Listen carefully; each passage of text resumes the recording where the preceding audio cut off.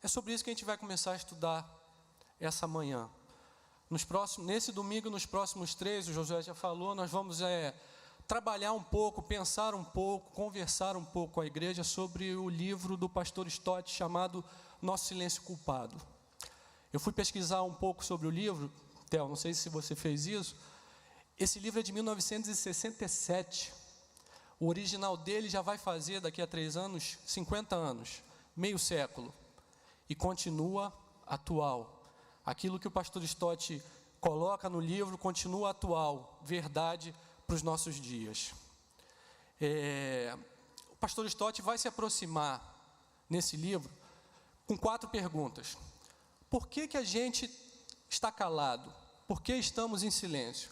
Ele vai tentar responder de 4 formas. Primeiro, nós não temos um bom incentivo para tentar falar, ou não sabemos o que dizer, ou não estamos convencidos de que é nosso trabalho, ou não acreditamos que faremos qualquer bem. Não temos incentivo, ou não sabemos o que dizer, ou não estamos convencidos que a nossa tarefa é falar, evangelizar, ou não acreditamos que poderemos fazer qualquer bem. Esse domingo falo sobre o primeiro tema. Na semana que vem, o pastor Theo. Na próxima semana, 3ª semana, o presbítero Ângelo. E encerra o pastor Vanderlei na 4ª semana. Vamos lá então. Stott começa o livro falando que a gente precisa de incentivo para falar. Talvez a gente tenha perdido os incentivos para falarmos, para sermos pessoas crentes que adoram através do evangelismo. Ele começa com duas possibilidades, 2 incentivos, a obediência e o amor. Obediência por quê? Porque fomos comprados. Paulo fala lá em 1 Coríntios 6, fomos comprados por preço. Ou seja, em Jesus, preste bastante atenção nisso, em Jesus, eu e você não somos mais donos de nós mesmos, mas fomos comprados por Jesus, por seu sangue, por seu sacrifício, de volta para Deus. Assim somos servos, filhos e servos. Sendo servos, devemos obedecer. E o último mandamento de Jesus, lembra o pastor Stott, foi: ide por todo mundo, ensinando a guardar as coisas que eu ensinei, batizando em nome do Pai, do Filho e do Espírito Santo. Obediência é um incentivo a falarmos. O amor aos nossos irmãos e irmãs, aqueles que convivem conosco, que estão ao nosso redor, é um segundo incentivo que Stott diz ser um incentivo importante. Por quê? Em Jesus fomos resgatados, já falamos isso, comprados. E Jesus nos trouxe de volta ao Pai, abrindo de novo os nossos ouvidos, de novo a nossa mente enxerga, vê, entende as coisas espirituais. E nós passamos a entender que o homem é muito mais espiritual do que a gente imaginava. É muito mais importante para o homem o alimento espiritual do que o alimento físico. Stott chega a dizer que até a saúde não é tão importante quanto o alimento espiritual para o homem. Ora, se a gente sabe que o alimento espiritual é Jesus, e que o homem precisa desse alimento espiritual, o amor a esses homens precisa nos mover a falar para eles do Evangelho, da verdade de Jesus, da proposta de Jesus para eles, como foi a proposta de Jesus para nós. Ou seja, 2 incentivos iniciais são elencados pelo pastor Stott: a obediência ao mandamento, somos servos, e o amor aos irmãos, aos homens que estão ao nosso redor, que não conhecem e precisam desse alimento espiritual. Mas Stott diz que esse não é o principal incentivo.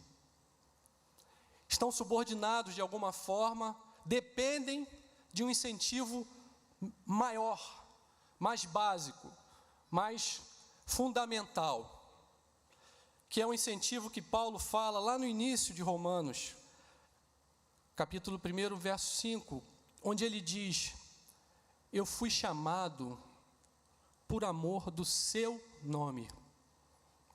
João, na 3ª carta, diz: Bem farás encaminhando-os em sua jornada por modo digno de Deus, pois por causa do nome foi que saíram, nada recebendo dos gentios. Os primeiros cristãos, Atos 5, disse deles: e eles se retiraram do sinédrio, regozijando-se por terem sido considerados dignos de sofrer afrontas por esse nome. Que nome é esse? Quem pode me dizer que nome é esse? O nome de Jesus. O maior incentivo ao evangelismo não é só trazer gente à igreja, não é só tirar pessoas do caminho da perdição, da eterna separação do Senhor. O maior incentivo para o evangelismo, diz o pastor Stott, é o amor de cada um de nós ao nome santo do nosso Deus. O maior incentivo é uma paixão que nos corrói, que nos consome, para que a glória de Deus seja proclamada em toda a terra e o seu nome seja honrado, engrandecido, estabelecido novamente no lugar supremo de prioridade na nossa vida. Foi para isso que os homens saíram, foi para isso que Jesus veio, restabelecer, reconciliar o mundo a Deus, não apenas para trazer pessoas à igreja, não apenas para livrá-los da eterna separação de Deus, também, mas principalmente para resgatar neles a imagem de Deus e a adoração genuína ao nome do nosso Deus. Esse é o principal motivo, esse é o principal incentivo, segundo o pastor Stott, para que a igreja não seja uma igreja que se cala, para que a igreja seja uma igreja viva, para que a igreja seja uma igreja eficaz no seu trabalho de evangelismo. Amor, paixão ao nome maravilhoso do nosso Deus. Abre comigo, por favor, 1 Coríntios, capítulo 10. Nós vamos ler só um versículo, mas é importante a gente abrir a Bíblia.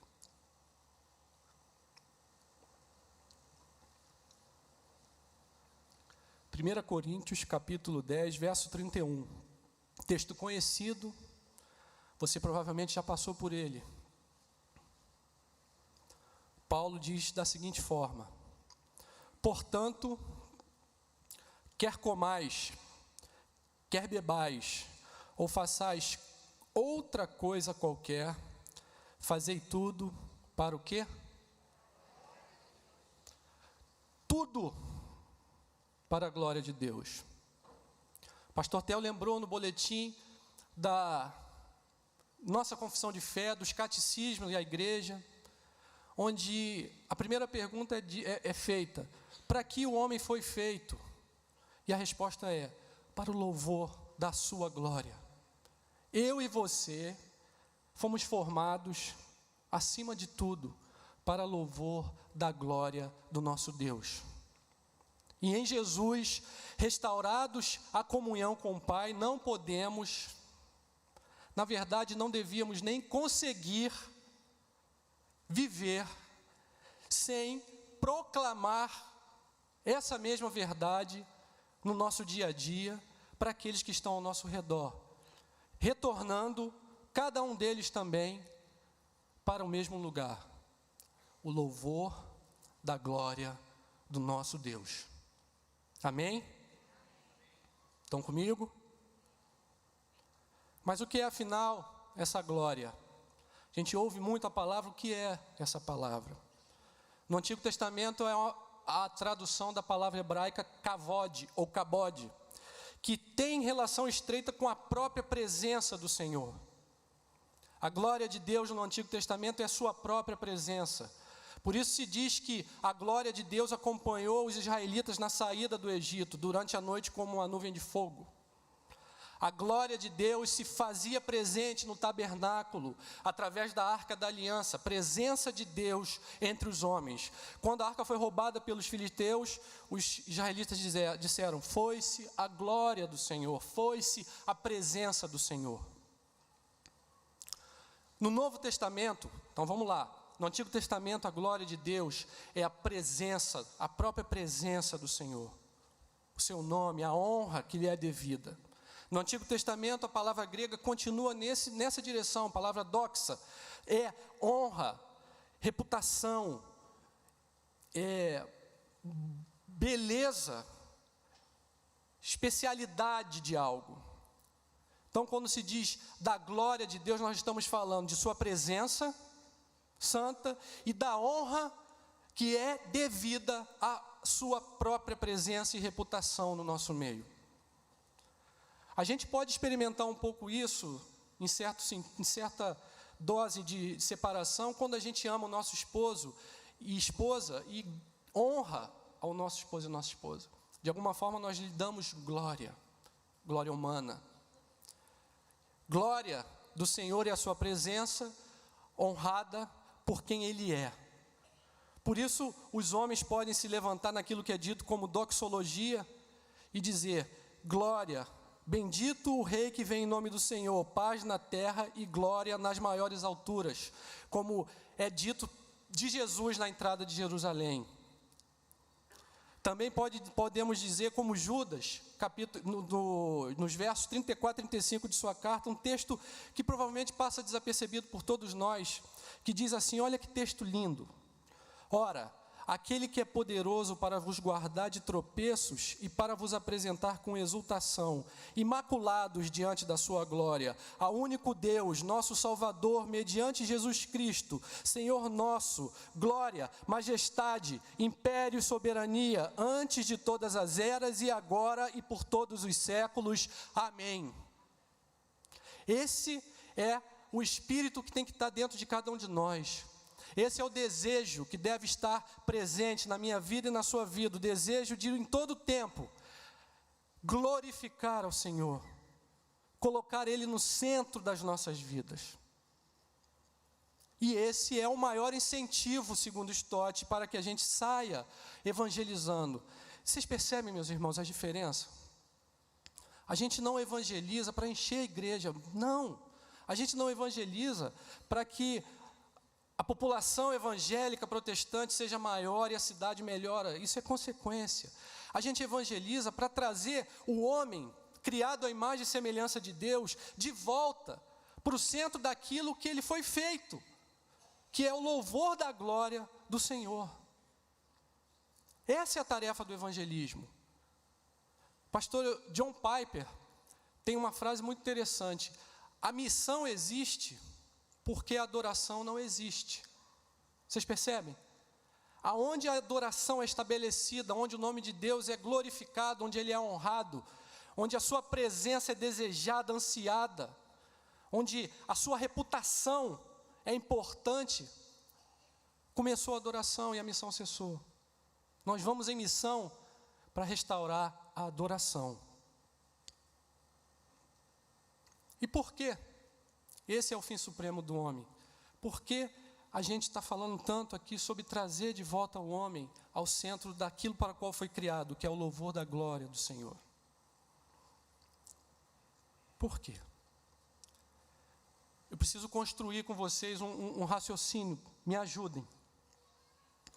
Deus é o sumo criador de todas as coisas. Quando Moisés pergunta, no nome de quem eu devo falar que eu estou indo? Quem é o Senhor? Deus não deu nenhum adjetivo, Ele não deu nenhum substantivo para si mesmo, Ele disse apenas, eu sou o que sou. Deus é muito mais do que o padrão da bondade, Deus é a bondade. Deus é muito mais do que o padrão da santidade, Deus é a santidade. Deus é muito mais do que o nosso padrão, o nosso desejo, o nosso alvo de uma ética cristã. Deus é a ética. O nosso Deus, Criador de todas as coisas, Ele é. Ele é. Tudo o mais é derivado do fato de que Deus é. É. E sendo Ele o fundamento de tudo, Ele é a melhor coisa, se assim pudéssemos dizer, Ele é a melhor é o melhor objetivo, é o melhor lugar para nós estarmos. Vocês entendem? Quando Deus fala, vocês devem me amar acima de todas as coisas, vocês não devem ter outros deuses diante de mim, vocês não devem ter ídolos que tomem o meu lugar no coração de vocês. Deus não está sendo um Deus adolescente que quer maior atenção para Ele, nem um Deus egoísta, que tem ciúme egoísta. Deus tem ciúme sim, mas não um ciúme egoísta. Deus está falando para a gente que, pessoal, não tem nada melhor, nem ninguém maior fora de mim. Não há lugar onde a sua alegria será plena que não seja em mim. Você não pode buscar outras coisas, não é porque eu não quero que você busque, mas é porque eu amo vocês e eu sei que eu, que sou a melhor opção para vocês.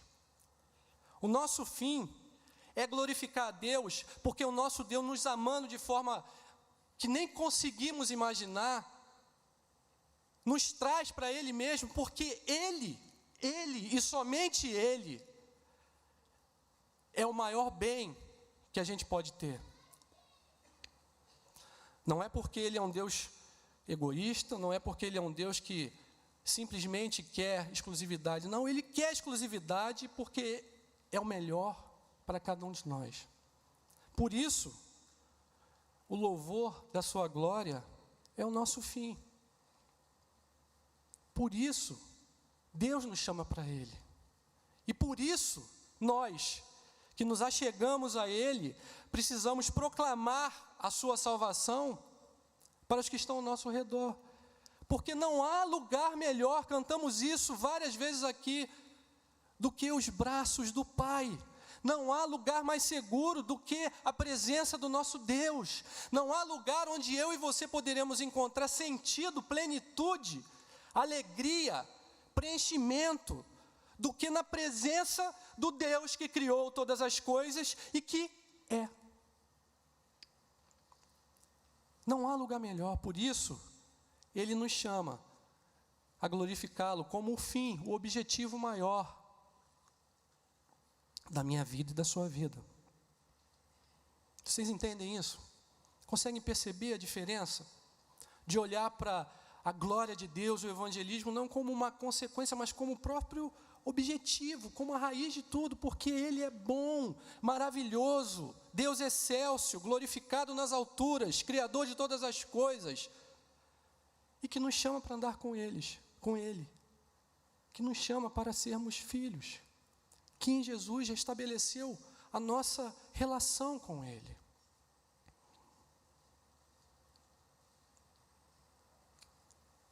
Stott dá exemplos no livro de algumas frases de missionários que fazem a gente talvez corar um pouco de talvez vergonha.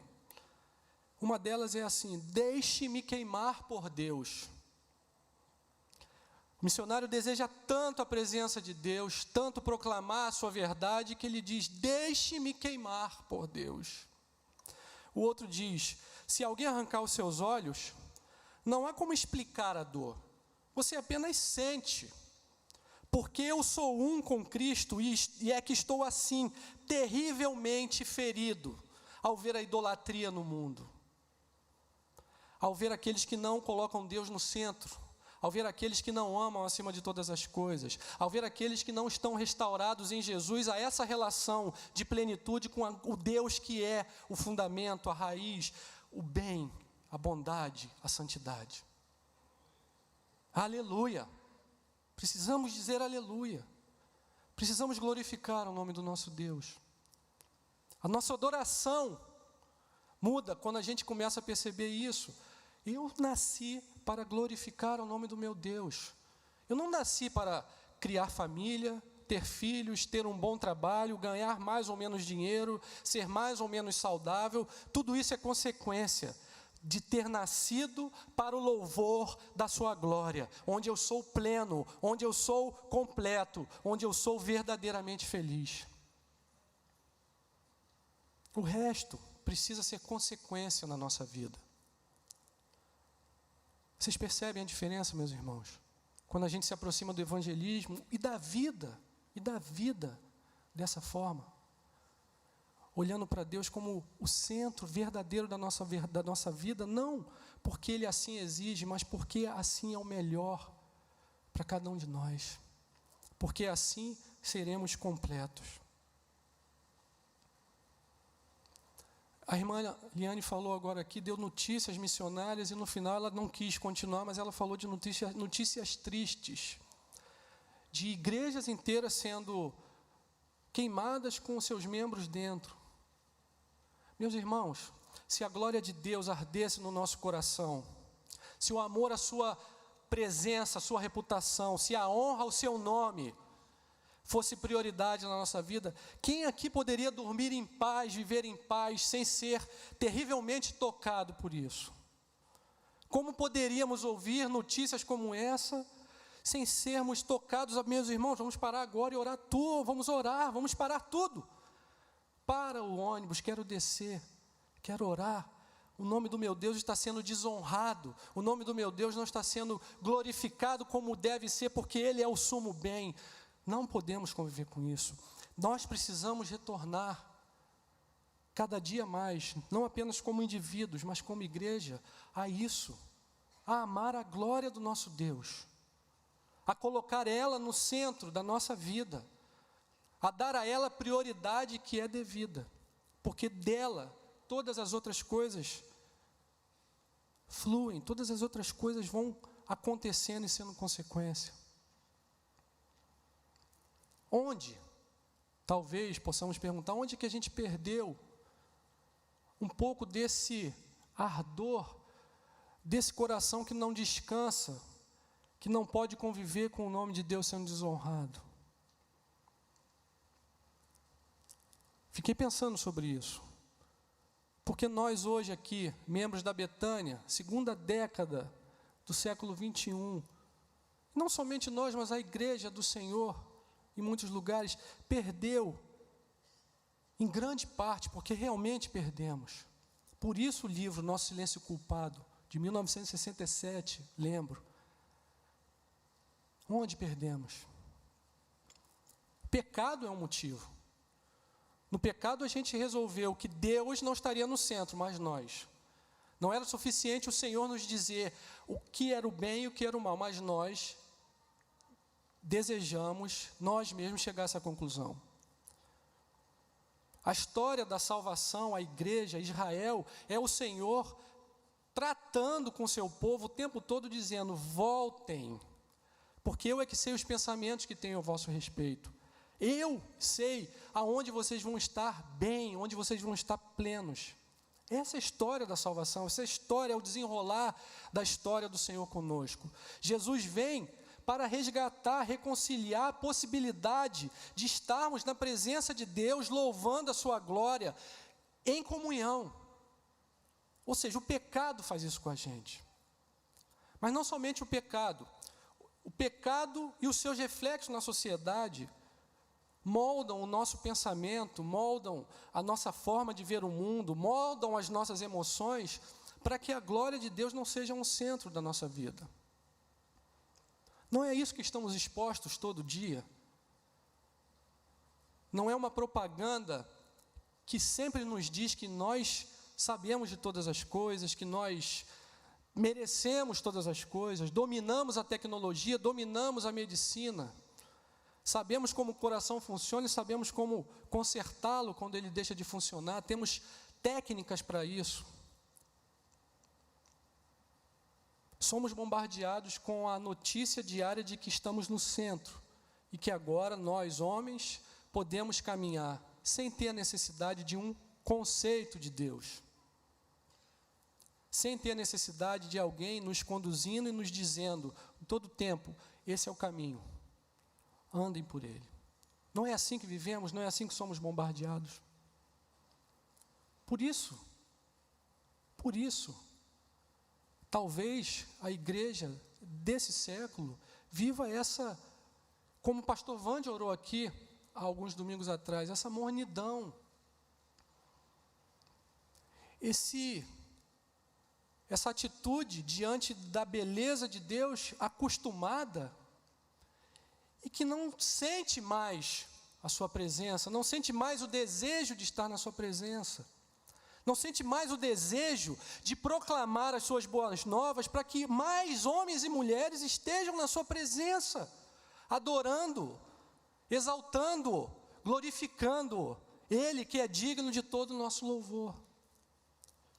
Precisamos, meus irmãos, minhas irmãs, retornar, como Deus sempre nos chama durante toda a extensão da Bíblia, retornar à sua presença, retornar a um coração que coloque Ele no centro, que faça dele a prioridade em todas as coisas. E daí sim, fluirá uma língua que não é travada, boca de erudito, como o pastor Josué disse aqui antes. Uma vida, na verdade, muito mais do que uma língua, uma vida que não é travada, que glorifica ao nome do Senhor, e que ao glorificá-lo, proclama a beleza do seu nome, proclama a grandeza do Senhor por onde passa. E o evangelismo deixa de ser não somente uma obediência e amor aos homens, também, mas passa a ser fruto de vidas que amam o seu Senhor, que amam o seu Senhor. Nós vamos atravessar a rua ao nosso vizinho, não somente pela obediência ao mandamento, não somente porque amamos aos homens, como mandamento também, mas porque amamos ao Senhor do mandamento, porque amamos ao Senhor que ensinou a gente a fazer assim. E desejamos que mais pessoas, muito mais pessoas, estejam sentadas aqui conosco, ocupando esses lugares, a galeria, as igrejas da cidade de Niterói, as igrejas do Brasil, do mundo, para honrar e glorificar ao nome do nosso Deus. Meus irmãos, esse é o nosso chamado. Foi para isso que nós fomos feitos, cada um de nós, para honrar o nome do nosso Deus e glorificá-lo em todo tempo, em todo lugar, colocando Ele no mais alto dos céus, e honrando e pregando o seu evangelho por onde passamos. Como? A gente pensou agora aqui, por que a gente deixou de ter esse amor, esse coração mexido pelo nome do nosso Deus? Como nós vamos resgatar isso, meus irmãos, minhas irmãs, e já vou finalizando. Como? Eu não tenho dúvida, de formas muito simples, tendo comunhão com o nosso Senhor, buscando a Ele através de sua palavra, dedicando tempo na nossa vida, abrindo espaço para falar com o Senhor através da palavra, ouvir o Senhor e falar com Ele através da oração. Coisas simples, meus irmãos, não tem nenhuma novidade. O pastor Josué falou isso também agora aqui no início ao apresentar o livro. Não são novidades.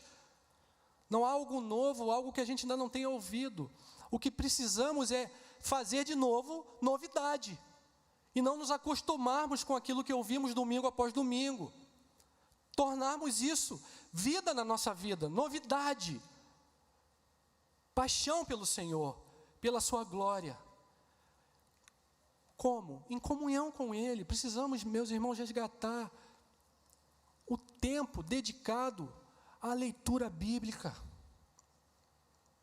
Como vamos conhecer a um Deus que realmente se revela na criação, mas que tem uma revelação especial para a gente, onde detalha tantas coisas a respeito de si mesmo, se não formos lá ler a Bíblia, ler a palavra, deixar que ela nos leia, que ela nos constranja com os nossos problemas? Precisamos disso, e precisamos orar mais, não somente como indivíduos, não somente nas nossas casas, precisamos lá também disso, mas precisamos orar mais juntos, Precisamos encher as nossas reuniões de oração, precisamos nas células orar mais, precisamos buscar mais a presença do Senhor junto, precisamos confessar mais os nossos pecados uns aos outros, para que sejamos curados, como diz Tiago.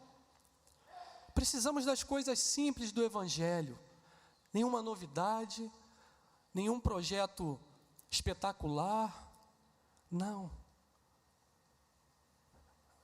Voltarmos à presença do Senhor. Voltarmos à presença do Senhor. Para aí sim,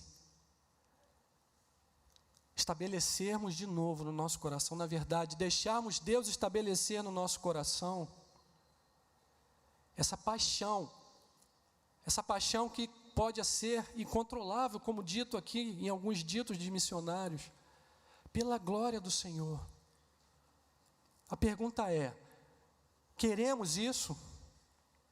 Queremos restaurar esse desejo, essa paixão? Queremos viver essa paixão no nosso dia a dia? Queremos que a nossa vida reflita essa paixão? Queremos verdadeiramente que de nós flua rios de água viva, como Jesus disse que seria de cada um de nós? Não somente dos pastores, dos líderes, dos que falam, mas de cada um de nós, do mais simples na medida humana ao mais poderoso. Rios de água viva fluindo de um coração adorador, que prioriza o seu Deus, que ama a sua glória, que ama a sua honra, a sua reputação, a sua presença. E que por causa disso, atravessa a rua para pregar o Evangelho de Jesus, notícia boa, nova, de salvação, de restabelecimento de relação com Deus para todos os homens. Não tenho dúvida que o Senhor está chamando a Betânia para um tempo desse. Eu não tenho dúvida que o Senhor está chamando a cada um de nós para sentarmos com Ele de novo. Que texto maravilhoso! Jesus diz que bate a porta, eis que estou à porta e bato. Se alguém abrir, eu entrarei com ele, eu e meu Pai entraremos e cearemos com ele. Meus irmãos, a comunhão e intimidade do Deus que formou todas as coisas, que criou todas as coisas, está à disposição de cada um de nós. Mas não só de cada um de nós, de toda essa cidade que está ao nosso redor, do nosso vizinho, do nosso parente que não conhece o Senhor, daquele amigo do trabalho, daquele amigo da escola, do estudo, daquele que está aqui, daquele que está ali, do de perto, do de longe. A mesa está posta, a ceia está servida, o Senhor está chamando, batendo a porta, dizendo: vamos cear juntos, vamos andar juntos, vamos estar juntos, sentem aqui à mesa, vamos estar juntos novamente em comunhão plena, como era lá no início, no projeto do Senhor, no jardim, onde o homem andava com o Senhor na viração do dia. Em Jesus estamos restabelecidos a essa comunhão, e precisamos abrir as portas cada vez mais, para que mais homens e mulheres venham, não somente para encher a igreja, não somente para saírem do caminho da perdição, mas para estarem na presença do Senhor, em comunhão, glorificando aquele que é o centro, o bem maior de todos nós, de cada um de nós, do mais novo ao mais idoso. Meus irmãos, vamos despertar para a presença do Senhor, vamos retornar ao caminho simples da comunhão, da devocionalidade, da priorização do nosso Deus na nossa vida. Não vamos deixar que notícias como as que tivemos hoje nos peguem passivos, quietos, sem vigor, mas vamos voltar a priorizar o nosso Deus, honrá-lo acima de todas as coisas, desejá-lo, nos apaixonarmos por Ele, porque tudo o resto passa. Vamos viver 80 anos nessa terra, quem sabe mais ou menos, e vamos estar, naquele dia, aí sim, fisicamente plenos, adorando ao nosso Deus. Nós e todos aqueles que por toda a vida, a igreja do Senhor proclamou a verdade do Evangelho e receberam o Senhor Jesus e estarão naquele dia adorando na sua majestade. Meus irmãos, 80 anos passam, a eternidade está aí à porta, e a eternidade é adoração, a eternidade é glorificar o nome do Deus que criou a gente, a eternidade é viver para Ele e somente para Ele. Vamos iniciar essa eternidade agora, ela já se iniciou.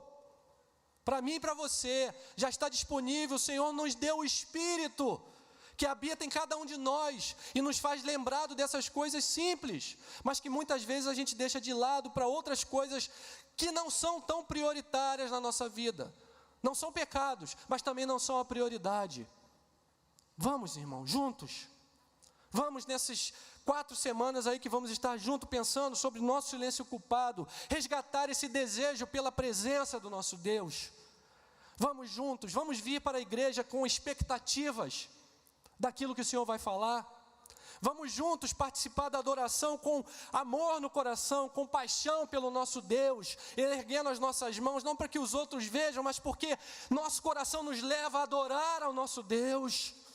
Aleluia! Deus maravilhoso, que a todos fez, aleluia, e que a todos chama de volta para si mesmo, em Jesus. Mensagem maravilhosa, Evangelho do Senhor, que é uma mensagem que cada um de nós tem hoje, para proclamar aos que estão ao nosso redor. Aleluia. Precisamos de mais glória a Deus dentro dessa igreja, meus irmãos. Precisamos de mais aleluia.